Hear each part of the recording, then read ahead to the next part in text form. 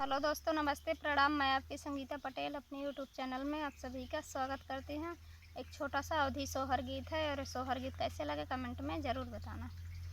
रामाचारे दीना के कान्हैया मुरलिया बजावे बांसुरिया बजावे बांसुरिया बजाई हो।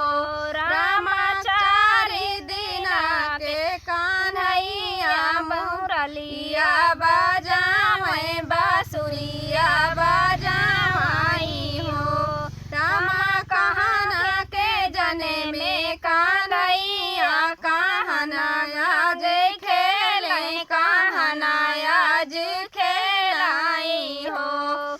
रामा मथुरा में जने में कान्हैया गोकुले आज खेले गोकुले आज खेलाए हो।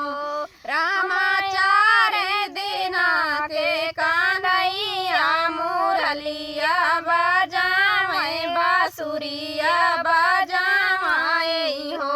रामा के ही कहने कोखिया से जने में केहिया गोखिया खेले केहिया गोदिया खेलाए हो। रामा देवकी के कोखिया से जने में यशोदा गोदिया खेले यशोदा गोदिया खेलाई हो। रामाचारे दीना के कान्हैया मुरलिया बजावे बांसुरिया बजाई हो। रामा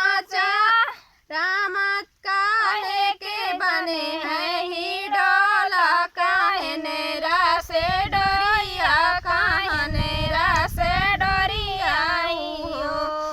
रामा चांदन के बने हैं ही डोला रे समेरा से डोरिया रे समेरा से डोरिया हो। रामा चांदन के बने हैं ही डोला रे समेरा से डोरिया रे समेरा से डोरिया हो।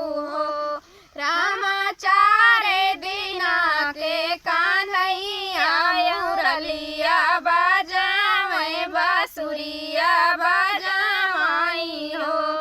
रामा मैया यशोदा झूलावे आती हरे सावे आती हरे सावाई हो। रामाचारे दीना के कान्हैया मुरलिया बजावे बांसुरिया बजाई।